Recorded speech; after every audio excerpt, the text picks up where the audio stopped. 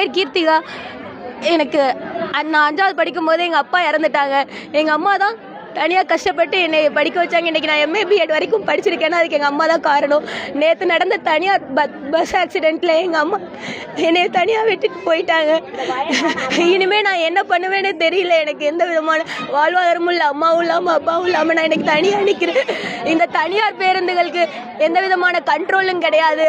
அவங்க ஸ்பீடை ஓவராக போகிறாங்க. டிரைவர்ஸ் இதுக்கு முன்னாடியே பண்ணியிருந்தாலும் அவங்களோட லைசன்ஸை கேன்சல் பண்ண மாட்டேங்கிறாங்க. இதுக்கெல்லாம் வந்து சரியான நடவடிக்கை வந்து எடுக்கணும்னு நான் கேட்டுக்கிறேன். இந்த மாதிரி ஒரு நிலைமை இனிமேல் யாருக்கும் வரக்கூடாது. நான் இன்றைக்கி வாழ்வாதாரம் இல்லாமல் இருக்கேன். நான் வந்து டெட் பேப்பர் 2வும் பாஸ் பண்ணியிருக்கேன், அப்பாயின்மெண்ட் எக்ஸாமும் பாஸ் பண்ணியிருக்கேன். எனக்கு வேகன்சி கம்மியாக இருந்ததால் அந்த வாய்ப்பு கிடைக்கல. நான் அதுக்காக கூட மெயில் பண்ணியிருந்தேன் சிஎம் சாருக்கு. எனக்கு எப்படியாவது வேகன்சி இன்க்ரீஸ் பண்ணி கொடுங்க அப்படின்னு கேட்டிருக்கேன். எனக்கு சுத்தமாக 2 கண்ணிலையும் பார்வை கிடையாது.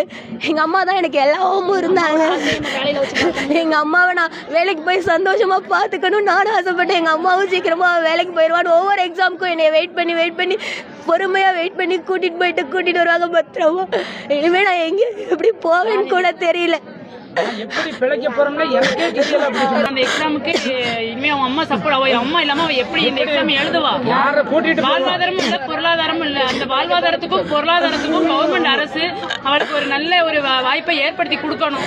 இந்த மாதிரி கவர்மெண்ட் பிரைவேட் பஸ் உரிமத்தை ரத்து பண்ணி எங்களை மாதிரி எந்த ஏழைக்குமும் பாதிப்புக்கு உள்ளாக கூடாது.